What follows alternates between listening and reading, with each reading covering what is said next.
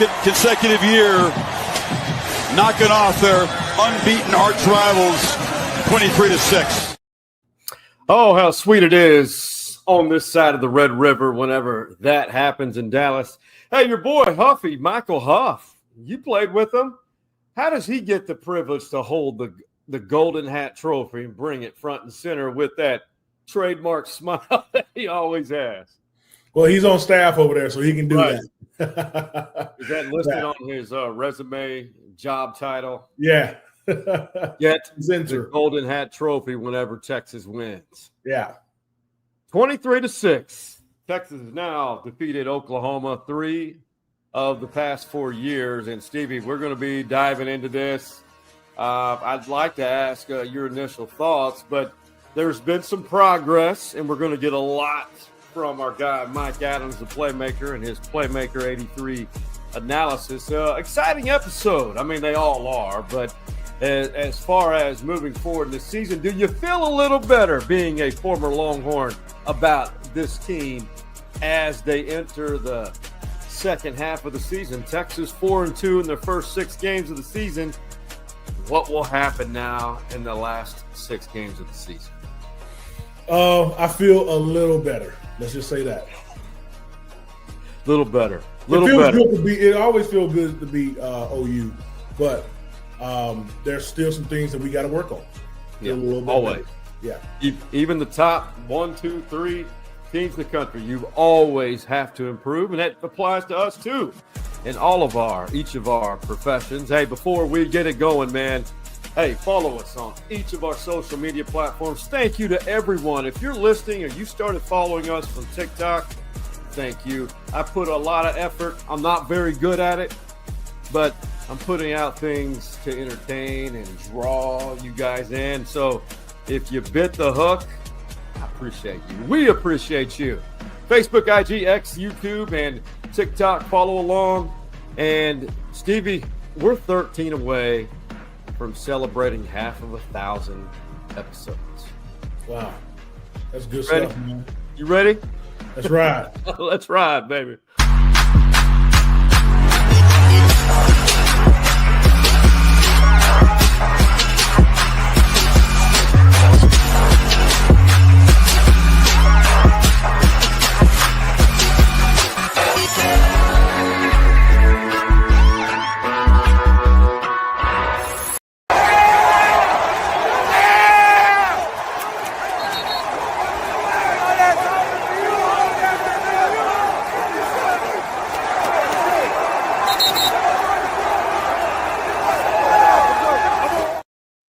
All talk, no gas.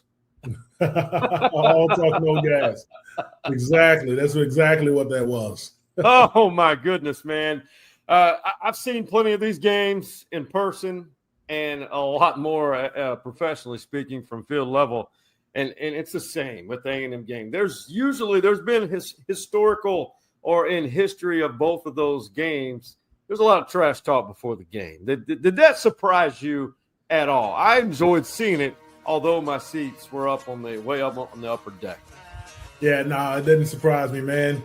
When you put these two teams up against each other and put us in the same tunnel, locker rooms probably, 20 feet away from each other. That's exactly what happens when they need to leave the field. We need to leave the field. We're leaving the field together, right? So it always happens, usually up in the tunnel more when it happens, but it was out on the field, and it's fine. You can jaw all you want to, but when the whistle is blown is where you're supposed to win. That's right. Hey, I don't mind it at all. I actually do love it. It's part of the game. It's part of if there was no trash talk, then I'd be worried. I'd be worried. Texas handled themselves very well, and give it to OU, man. They were ready, but they were not ready for the adjustments that Texas had made, and we're going to get into that. And the defense really took this game personal. Before we get going, man, on episode 487, got to give a shout out to all of our beautiful sponsors, in particular for this series, Hargrove Roofing. Man, they are a tremendous partner, tremendous sponsor. They support us through everything. And guys, man, they started in Louisiana. They have migrated west and have grown. And you cannot grow unless you do quality work. Hargrove Roofing. And I'll leave the tagline for the Stevie Lee. Hargrove Roofing. Know who's on your roof. And log on. Hargrove Roofing. Find it on the web. You can find it on. We post a lot about them on all of our social media platforms, and they are good people. They do quality work. My late mother's roof was done after there was discovery, there was damage, and they did a very efficiently and a great job, and it helped when we sold that house because it was a selling point on the resale of it. All right, Texas beat OU, as I mentioned, for the third time in 4 years, and you know, there's a lot that comes with it, including wearing a certain hat while you're doing an interview. I commend our players and our staff for fighting through all the negativity, all the unbelievers in the world. We got a lot of work to do. We're one-on-one accomplished players. There's a lot of work to do. This is a pretty good moment for our team. All right, Stevie, let's talk about all of the unbelievers, as he mentioned. I love Sark. He does have a great way with words. I mean, hey, a lot of people, including us, there were some doubts after that Florida game. That was a long stretch from Saturday night, the week before, until game time at 2:30 in Dallas on Saturday. Can you say you were one of the unbelievers, or you had your doubts? As a player, when you lose a game that maybe you thought you were going to win, and then you know how the fan base is for programs like Texas, describe what that's like and having to sit on that and try to keep the noise out. Well, I think I told you guys last week, it's hard to beat a Texas team twice. So two times in a row. We lost against Florida, which we should have won that game, and then coming back out. I knew they were going to come out fired up, but, you know, OU was ranked number 6 and also doing pretty well. For me, it was who the quarterback was going to be. And I was taken back that Mateer actually played, but when he trotted out on the field to play and warmed up to play and everything like that, I was like, this may be a little bit tougher game. But now at the end of the game, hindsight's 2020, looks like he probably shouldn't have played that game. But you know, he played and we still contained him. I think we probably were ready for both quarterbacks, but I did have my doubts depending on what quarterback was going to be in there. But I knew they were going to. The University of Texas, were going to come out fired up just because we lost that game the week before. True, and you know, you got to sit on it, man. It's angering. You that's a long time. That's that's a full week to sit on something like that. Well, as for from one former player to the current players, Contravius Wisner and Arch Manning told us how they were able to do it, how they were able to make the switch to having that mindset. You've got to rebound. Coming into SEC play, we just knew what it was going to take. Being enamored with us, we knew coming into practice, we just got to have that hard hat on, come out and do our jobs. Yeah, just had to stay together. And, it's going to be a tough game, come out here and compete and really just stay together. Stay together, and having that connectivity. And that is key because you, as you know, real quick from you, Stevie, a locker room can fracture pretty quick, right? Yeah, it can fracture real quick. Look at Penn State. Woo! Whoa! We're going to talk about that. 3 consecutive losses, and their longtime head coach no longer. Hey, before we bring in our guy, the playmaker, we have to give a shout out to our guy, Dave Ramirez. He's got all that you need to stay hydrated on game days or game day eve.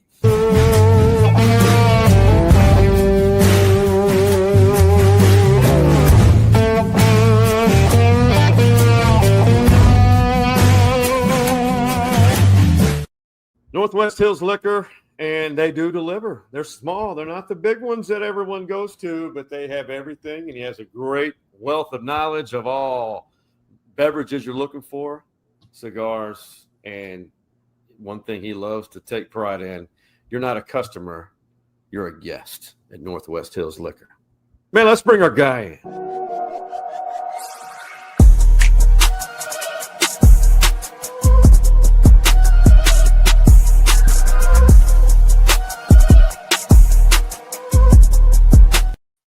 Mike Adams, man, welcome. Last time I saw you a couple of days ago or yesterday at Buc-ee's in Hillsboro, man, did you happen to make a purchase from Buc-ee's? And what was it if you did? What's up, fellas? So the gas tank was like on 6 miles to empty. So that was the only purchase going on at that time, and obviously had to take care of some man business. So we were trying to hear him beat the rush back to Austin, man. That's what we did. The funny thing is, I walked into that large cavernous restroom and I saw Mike at the end. I wasn't going to bother him while he was standing at the urinal. And when he turned around, washed his hands, we dapped it up. And I was like a little 8-year-old kid laughing that I saw him in the Buc-ee's restroom.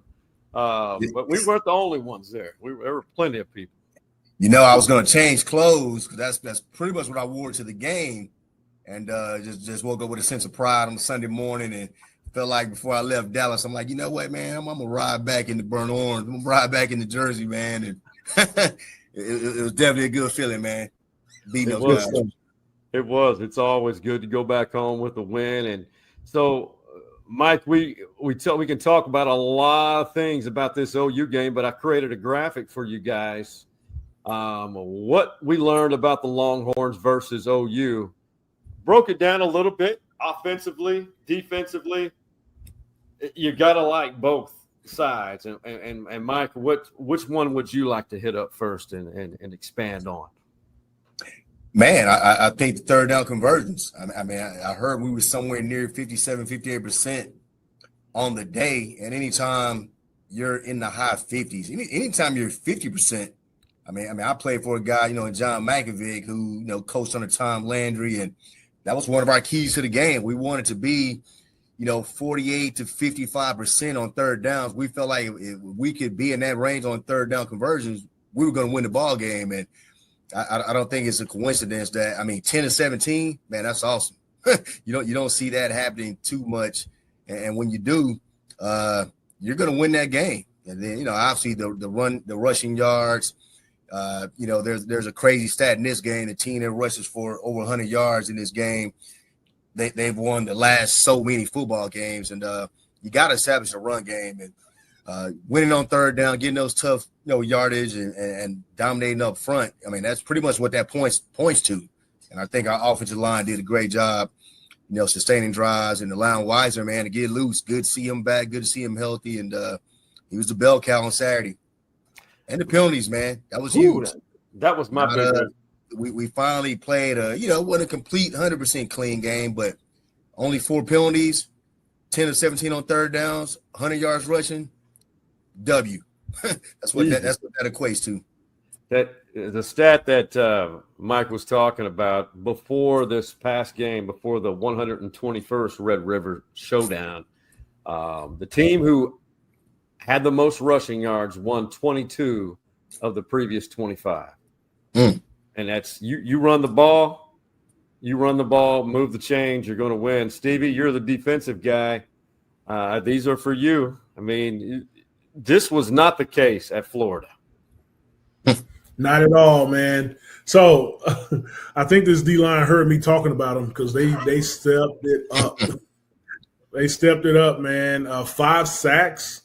5 sacks, dude. I was really impressed with that, but only holding them to 48 yards rushing. When you asked the question, what stands out to you, I knew Mike was going to go offensively. We just knew that. But I was looking directly at the 48 yards rushing, man. This D-line stepped it up, and I love the way they played. If you really, and we may get to it, if we really want to put the keys to the game in here, it's the defense and special teams. They really won this game. We're happy that the offense did well. We got good rushing yards, and Arch had a good completion percentage and all that stuff. But we still only scored 1 offensive touchdown. Mm-hmm. Yeah. That's why I said I feel a little bit better, but we still got things to work on. Right. But defensively, that's the bell cow right there. This game. That is the bell cow, and I did think Arch made some more progress on the rollout, staying free. I thought their stunts were negated in some ways because of him, moving the pocket, moving out. He felt more freedom. He felt more comfortable. He had 2 elite passes. That one, I think the Livingston on the sideline, zipped in there, and then that touchdown pass, even though there was a little bit of delay, boom, into the end zone, through the heart of the defense. He was on the move, looking free.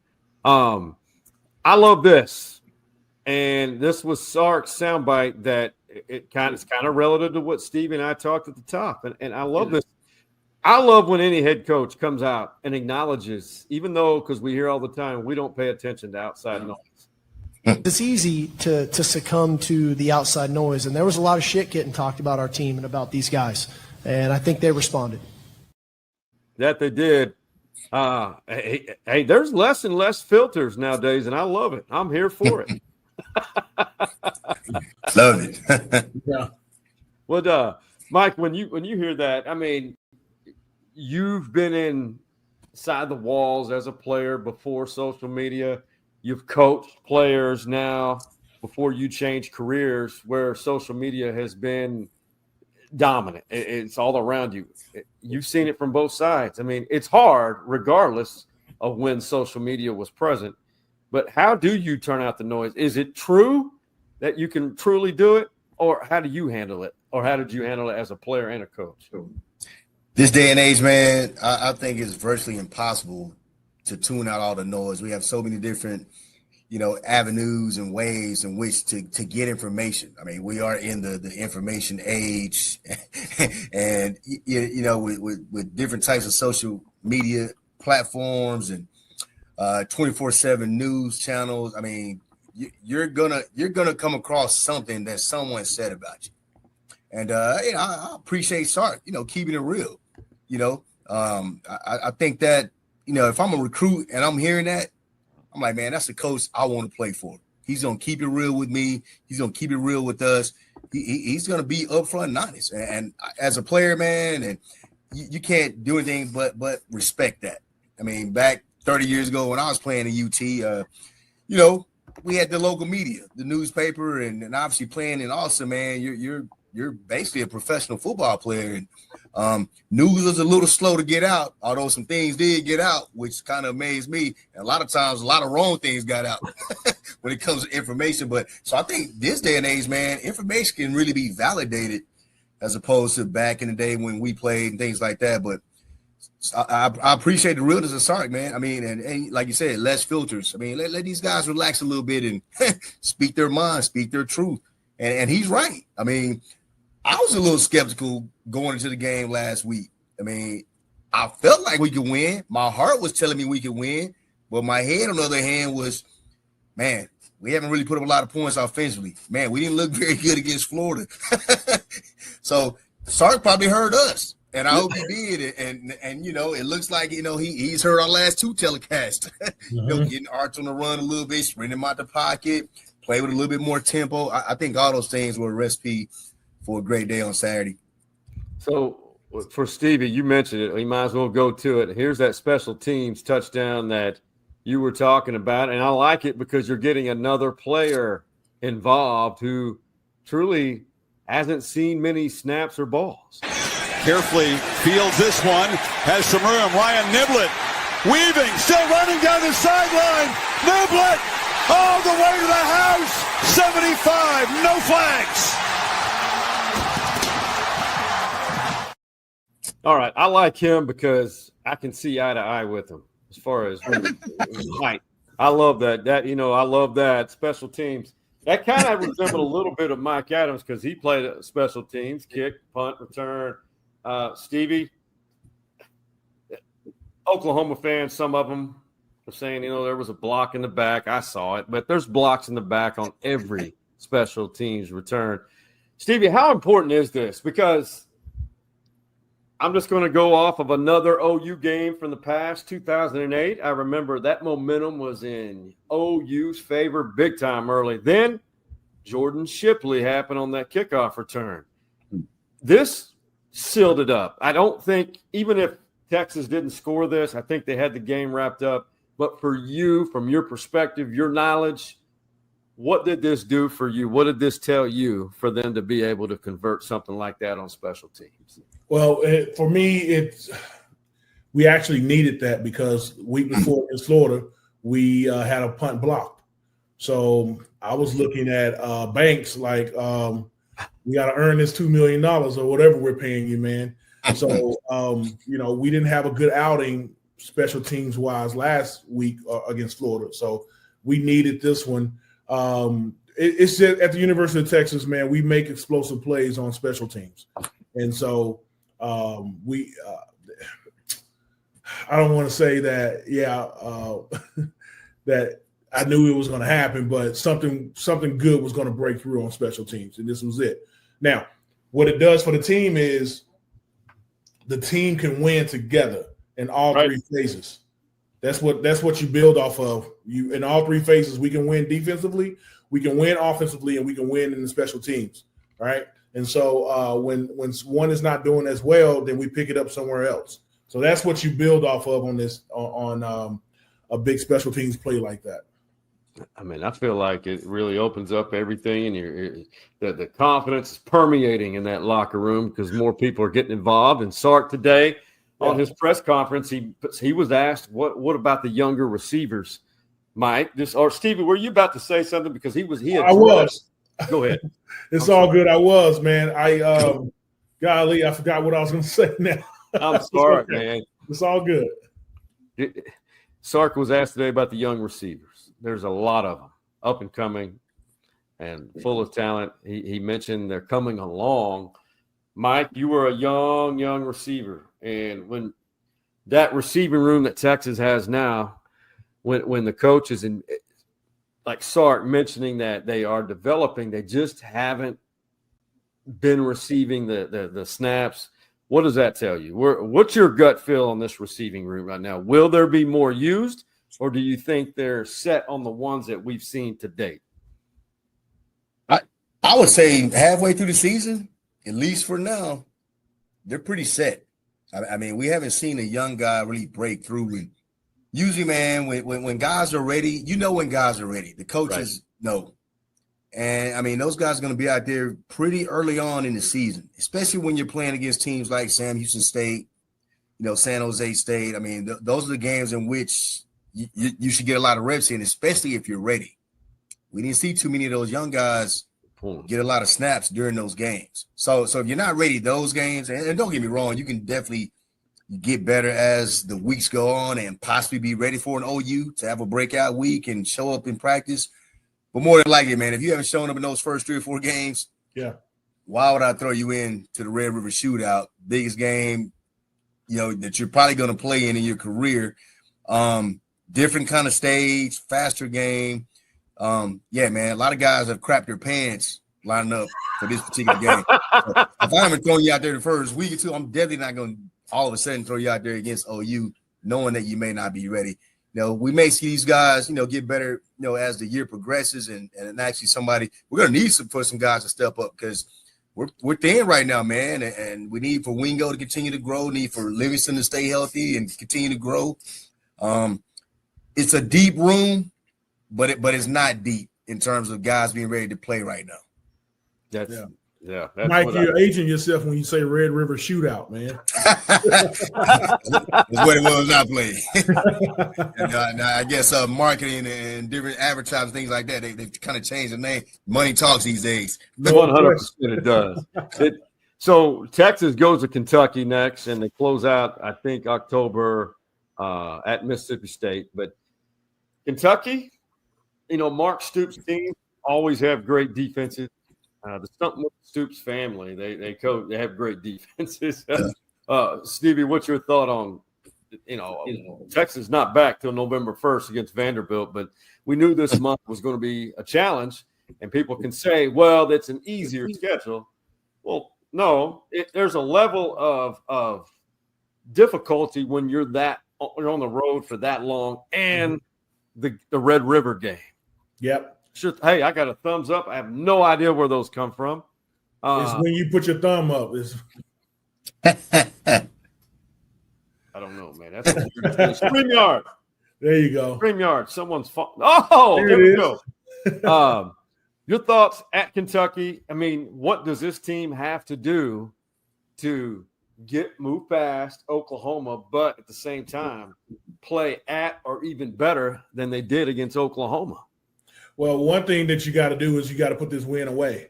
And they should have put it away yesterday and go ahead and start preparing for Kentucky this week. You don't want a big win to beat you the next week. So, and I get that from Coach Brown. He always talks about that. And you don't want one loss to turn into two losses too. So you put everything behind you and you prepare for this week, like just leaving that game back. So hopefully they're not celebrating anymore. The hard part is going to class today and everybody patting you on the head still, but you still got to get prepared for Kentucky because that week is gone. The Texas OU Red River rivalry is gone now, and you got to move forward.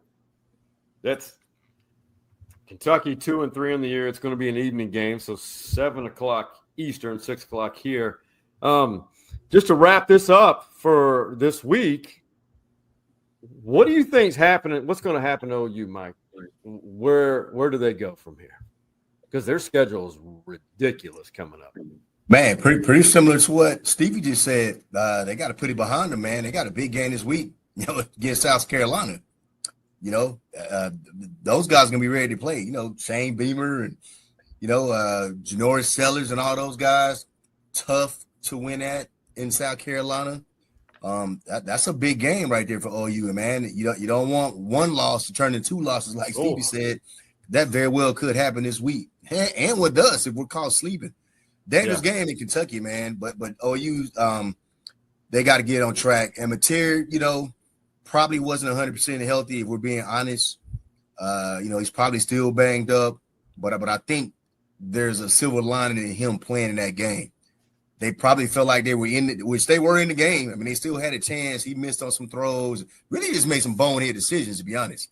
I mean, he threw a couple of picks that were like, hey, man, what? Where are you throwing the ball? Man, I mean, but I think, it'll be tough for him this weekend. I'm not going to put a prediction on it today, but South Carolina's a different team when they play in their stadium. It's going to be rocking. I think that's a 12:45 kickoff time, day game, man. It's going to be packed out. Yep. Those fans are going to be rowdy. So, OU better not get caught with their pants down. They can't listen to this schedule, guys. So at South Carolina, who they're desperate right now. They're 3-3. Yeah. Oklahoma comes back home back-to-back weeks to face Ole Miss and Tennessee, then go on the road to Alabama, back home for Missouri and LSU. Probably the toughest schedule down the stretch in the country. That's what I believe. We've talked a lot about Florida's schedule, but man, what you just read off, that's dangerous. Very dangerous. So to give everybody a little treat, man, the Golden Hat. This is the Golden Hat Trophy is pretty phenomenal, but this is kind of how that celebration works. It is not a one-size-fits-all hat, by the way.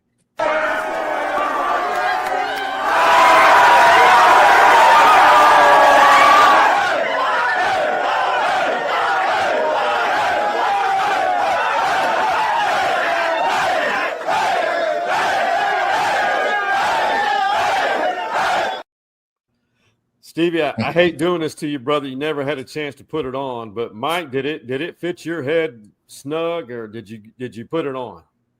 Man, again, another one of these modern day media ploys, because I didn't even see the Golden Hat on the field whenever we played. Oh my God! didn't even see it. Didn't even know it was a reward after the game.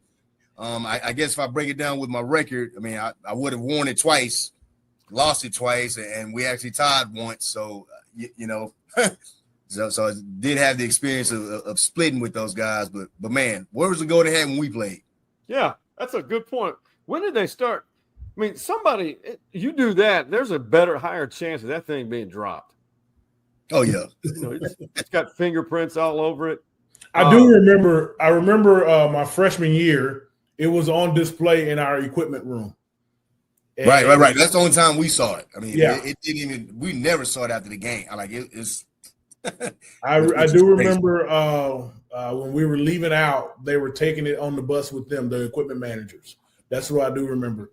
And then I never saw it again in our building. That's hilarious, man. Things have changed. I like how they're doing it now, man. It should be on display for everybody. Let's pass that thing around. Let's celebrate. All right, on our IG live, we got into it on this. I have never seen so many in-season coaching changes, but one of the big names, James Franklin, Penn State, 3-game losing skid. They started out top 3 in the country, and they lose their starting quarterback, Allert, over the weekend, and they lose at home to Northwestern. And Penn State fired James Franklin, and he's making $913 an hour, allegedly, with his buyout. We'll start with you, Mike. Your thoughts on this, because I know Stevie, man, he did a great job. He did some homework on this, and because there's a lot of things behind this. And what's your take? Because I'm just not a real big fan of changing coaches mid-season unless there's something egregious. Right, and I do feel like a guy like James Franklin, everything that he's brought to the program in the last 12 years or so, I mean, if we remember, man, Penn State was in the dumps. I mean, they went from a respectable program with Joe Pa and everything he built up, which, the things that happened on Joe Pa's watch, a lot of people lost respect for him. Yeah, and they go hire James Franklin from Vanderbilt. He was hot. He was up and coming, and man, he brought Penn State within a game of playing for the national championship last year. And they've been a consistently top 10 ranked football team. They just couldn't get past Michigan and Ohio State. And, man, attending the University of Texas and growing up in this state, I'm very well aware of if you don't beat A&M in Oklahoma, I've seen coaches get fired. I've heard about these things growing up and catching it on the evening news and things like that. So, and I'm not sure that, well, those are rivals, but and not in the same sense as A&M and OU, but man, you got to win those big games. And when you just lose those games consistently over the years, and I think I alluded to it earlier, with all the nil money and the NCAA money that these teams are getting every year, that's considered department money, but you also have booster money, which is not a part of that bottom line. And man, when those boosters are ready to write that check and say it's time for a change, ADs and presidents, they're going to make changes or they're going to be next. So I just think that's where this whole situation is. And you just can't lose to UCLA and Northwestern. You just cannot. UCLA, maybe. Story program. I mean, Jackie Robinson and different people like that. I mean, Rick Neuheisel. I mean, you got some guys from UCLA. Northwestern, one of the media schools. You get a great education. You can't lose to those guys, man. You just cannot lose to Northwestern unless they're having a magical year like in 95. You know what I'm saying? It happens sometimes, but man, not this year, not this time. Guys are ranked number 1 in the country almost, Penn State, and to be on a 3-game losing slide and one of those losses beat the Northwestern, yeah, it's time for a change. I think that's what the brass pretty much said. Stevie, we know reportedly the buyout, $49 to $56 million. I mean, regardless if you're given that money, I know all of us would be happy to see it, but you're being booted out of doing something you love, and you have no idea what your future may hold. I mean, I know money can provide a great future, but Stevie, what's your thoughts on it? What maybe did you find out that maybe we're not aware of? No, so yesterday on the Instagram Live, I was kind of pushing back on y'all on why they fired him or if they should have fired him. I did my homework, did some more research, and I think it was time to part ways. I can admit when I'm wrong, guys. I do it all the time. Yeah, so Thank y'all for keeping me honest, but I don't know, man. He's going to be perfectly fine, man. He got 49 or 56, whatever those numbers are. You can give me either one of them, I'll be fine. And he's gonna be okay. And his coaching staff will find other jobs around the country. So everybody's going to be fine, but it's tough if you lose to. You're right, MA.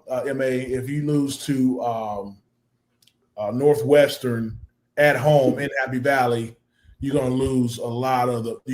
It looks like he's already lost. He already lost the locker room.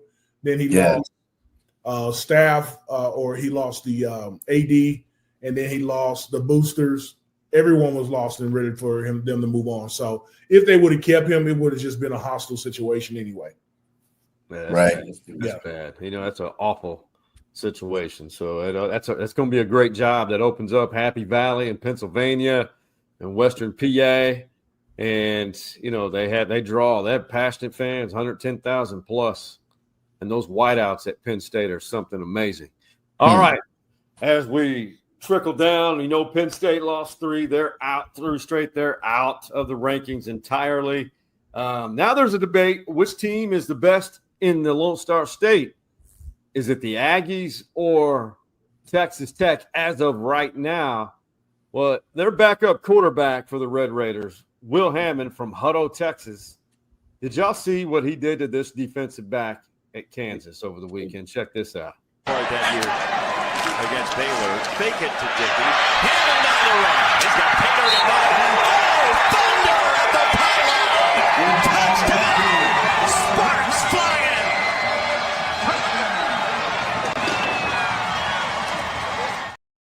He threw him back. That looks like a piece of video that some of my friends have of me for blackmail from a junior varsity game in which my head was not on a swivel, and I went flying back 6 yards. Someone earholed me on a kickoff return.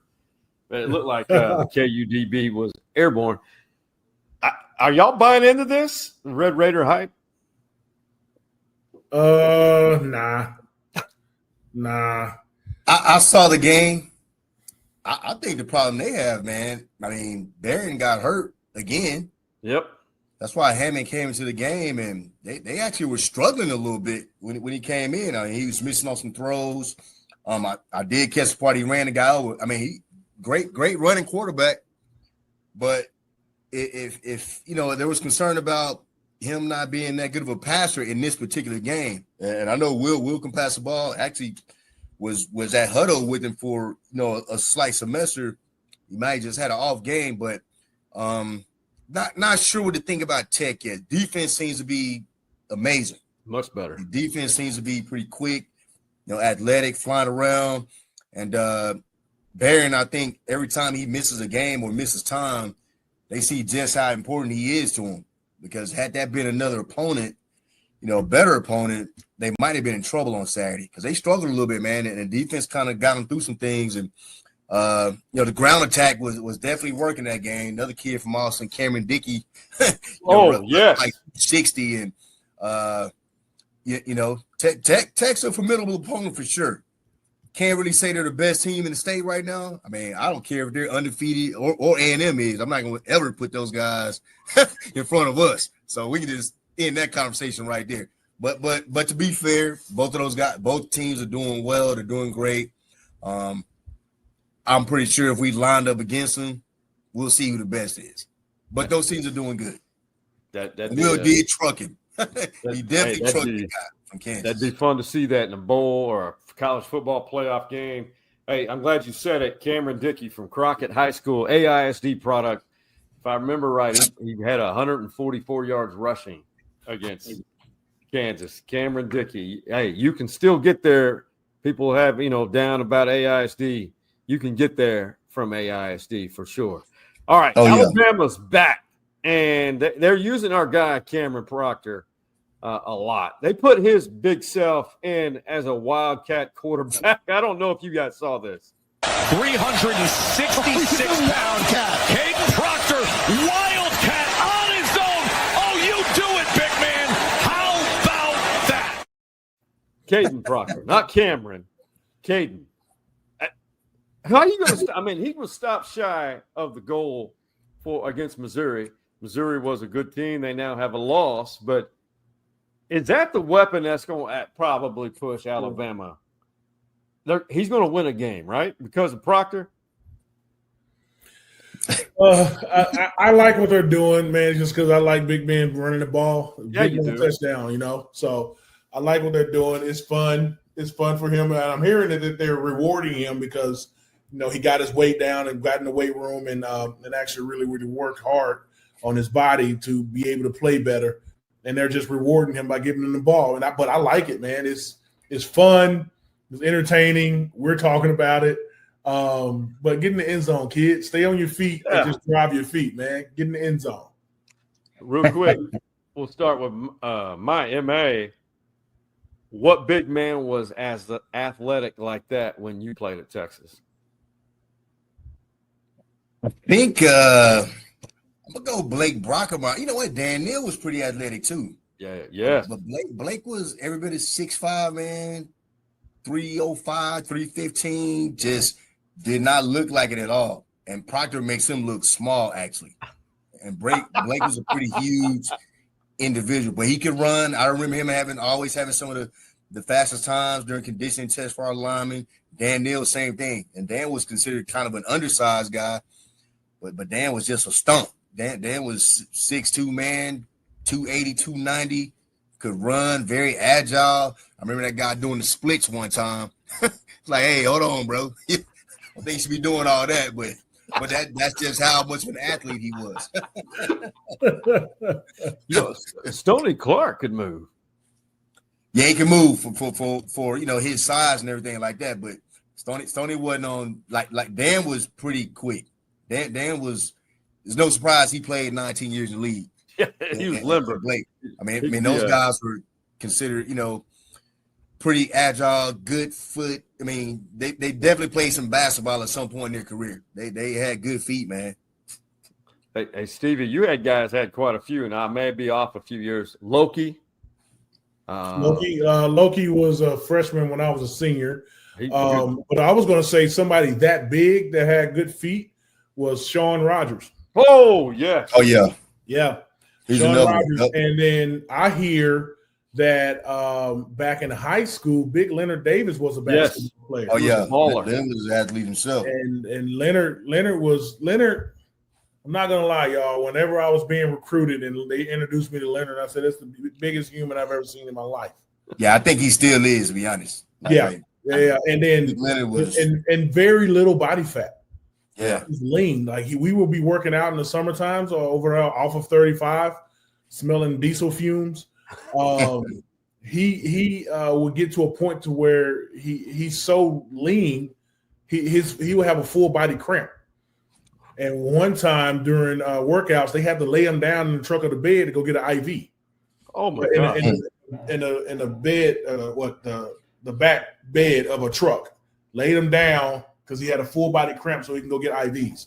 That dude was just lean, big, and strong. And if he got his hands on you, you ain't going nowhere.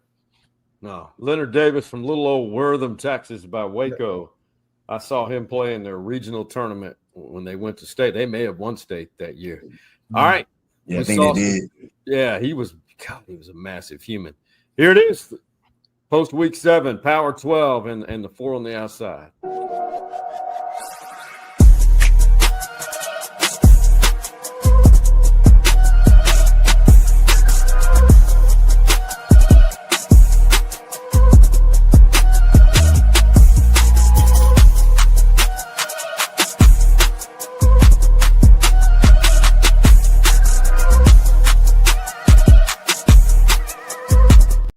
All right, we got a basketball school. Indiana going to Oregon, knocking them off. Number 2. Are they a real threat to Ohio State? I think so, because I thought maybe they would struggle traveling out west like some teams did, flying across the country. That seemed to be a problem for some teams. Yeah. Indiana, man, they strapped it up, went out there and beat Oregon, man. You just don't win in Oregon. You don't win in Austin Stadium like they did. No. They seemed to dominate it a little bit, frustrated Dante Moore, the quarterback, who people were protecting. Oh, he might be the best quarterback in the country right now. Shut him down. I mean, I think Indiana's the real deal, man. I don't even want to admit that because I know Indiana from back in the day, and they were terrible. But Cignetti is doing a great job. I mean, that's probably the best story in college football in the last 2 years. Yep. He's got the Hoosiers rolling, man. I like what he's doing. Stevie, anything you differ with anything? Nope. Nope. It's good. I agree. And we rarely agree on this Power 12 on our side. Hey, week up, we're going to hit these real quick. The upset alert. We did not do very well last week. I did pick Texas Southern upsetting Grambling, and they did it right here. So there's a lot of SEC, and look who made it again. The Louisville Cardinals. Can they do that in Miami? M.A.? Man, it's gonna take an active guy for sure to win that game, bro. Definitely capable. I mean, Jeff Brown is kind of known as a big game coach. He's beat some top 10 ranked teams before, so we know he can call a game. It's gonna come down to belief, bro. In this game right here, it's gonna come down if guys have a great week of practice and really believe that they can win this game. I mean, if you get that, and I heard him on his radio podcast this morning say you got to go into these types of games playing very aggressive, all three phases of the ball game, and let the chips fall where they may. So it's going to start with belief, but they got to have a good week of practice. I think they will, coming off a bye week, and got a little bit of anger setting in from losing to Virginia and missing the chance to be ranked, and got a chance to do something special that everybody's going to see. So you definitely don't want to be on the opposite end of that on national TV, but Miami's looking like the real deal right now. It's going to be it's a tough ask. Let's just put it that way. But I think the Cards can get it done. It's going to work. Anything jump out for you, Stevie? I'm going to go ahead and say I can't believe I'm saying this. I think Lincoln Riley has got something going on finally at USC. Can they win in South Bend? I don't know, but what I was looking at was this Auburn and Mizzou game. I know Auburn, what are they, 1-3 or something like that? Something like that. I don't know. 3-4. Yeah, 1-4. Something like that. Yeah, something like that. Well, Mizzou, they had a tough loss, right? And I think Auburn can come up on them. I think they have to. They what? They have to win this. Yeah. But that's a tough one. I don't know, man. All these matchups are kind of tough real quick for me right now. I was looking at Baylor TCU. I don't know. And TCU favored. SC's pulling that victory out. I'm calling that right now. Are you going to call that one? I'm going SC right now. They pulling that one out. I'm going for it. And Georgia Lincoln's due. He's due right now. Last week was big, but it was at home, and Michigan's not Michigan like the last couple of years. This right here could put the doorknob in Notre Dame in terms of the playoffs. This could do it. Oof. Wow. Okay. And that's why I think they have a chance. Look out for Duke against Georgia Tech. Georgia Tech's rolling. That's a good one, too. It's hard to bet against Haynes King, though. Yes. That dude's just tough, man. He just tough. Texas quarterback, man. Longview, East Texas. I'm riding with Haynes. I'm riding with Haynes on that one. I like their coach. I like Brent Key. He's tough. Nah, I think Georgia Tech gets that one. That's what I'm feeling. I got something that's y'all going to probably think, what in the hell is Clynch showing us? Let's caption this pick right here.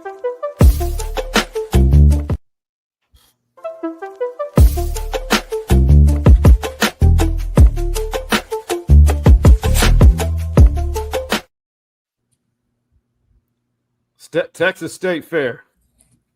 Don't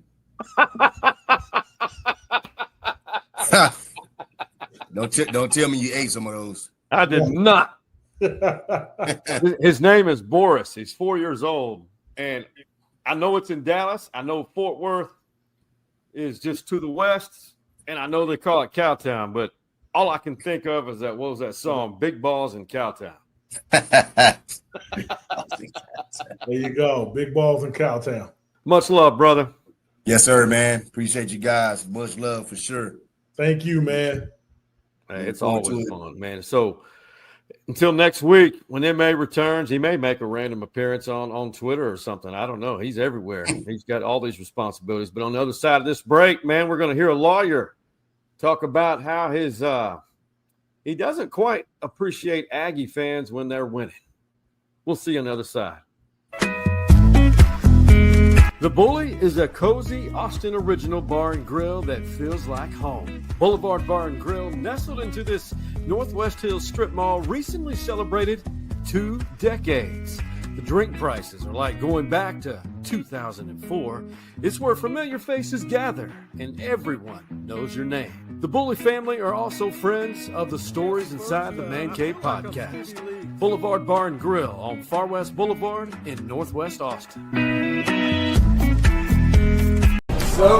Best way. How do you deliver it? What's your best delivery? So what I like to do is I like to get on the roof, and then I like to kick a football off of the roof. And Hargrove Roofing, know who's on your roof.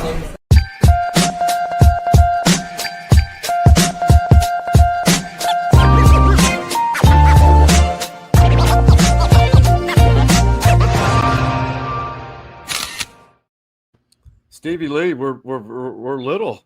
There we go. Hey, Mason Shipley, he's a natural in front of the camera. Had a couple of big kicks against OU up in Dallas.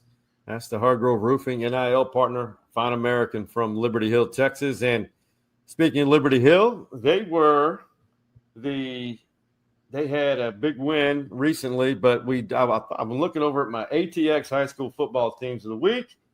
I thought they won it one week, but they haven't. I have yet to decide which high school football program in the Austin area will be the team of the week. Mm-hmm. For week 7, it's difficult, but we'll have that out either probably tomorrow morning, being Tuesday morning. All right, so TikTok in the Man Cave, attorney Dan Cogdell, veteran lawyer. Go visit their Instagram page or on social media. He talks about cases and has used some humor, but he used some humor about dealing with Aggie fans, basically saying they're insufferable when they're winning as they have been here recently. This is absolutely hilarious. But there is nothing more insufferable than an Aggie team on a win streak. I mean, I went to eat Mexican food. They beat Notre Dame, which was a good win for them the other night. You would have thought they won the fucking national championship. I mean, every other person in there was whoop, whoop, maroon. And my God, I if they're not playing UT, I generally wish them well, but my God, they're obnoxious when they win. Listen, he's 100% correct, man. And the same goes for those Sooner fans, too. Obnoxious. Mm-hmm. Yep. Yeah. Every fan base has their obnoxious fans, but I will agree that when the Aggies are winning, and they're good. Hey, don't take anything away. They are Mike good. Elko's Aggies are legit. I mean, who knows? They could be playing for the national title this year. We don't know.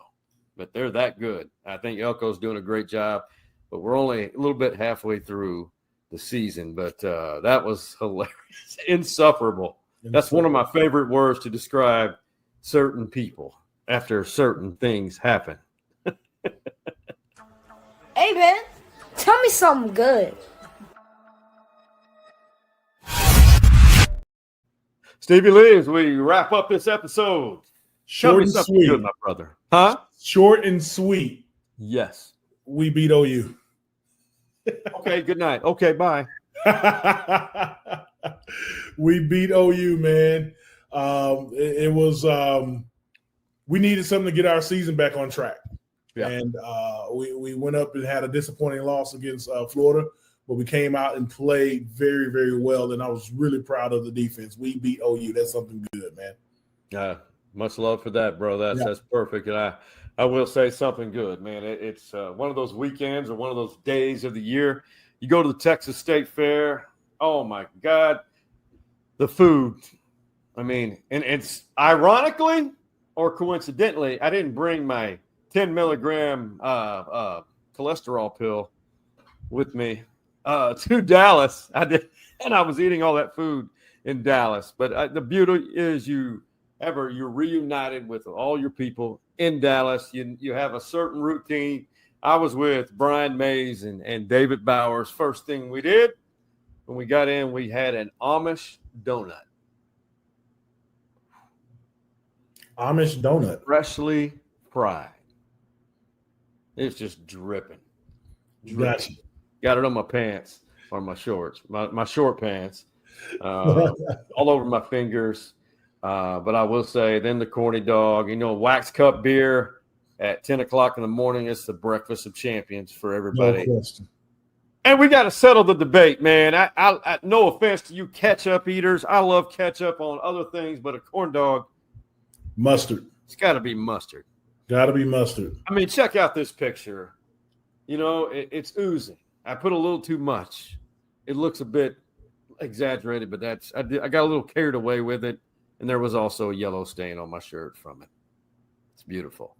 Corn dogs. Fletcher's corn dogs with a lot of mustard. Much love to Danny Davis. He loves ketchup. I'm not judging him. He loves it. Everybody has their thing, and some people do both. You can do it at the Texas State Fair. But don't let me see you eating fried mayonnaise. No. Yeah. Hey, for the city of Shreveport, Louisiana, Stevie Lee's hometown, and the hometown where Hargrove Roofing is based out of, and to my beautiful college town of Nacogdoches, Texas, my hometown, and to each of you watching and listening, much love to you, and to everybody who's a part of the stories inside the Man Cave fraternity. And to the OG Man Cave boys, that being Hardball Hards, Big Mike, and the Coach Mo. What do we tell them, Stevie Lee? We out. You see the drippy, I'm fitted up. Hop in my car and the giddy up. I said get out.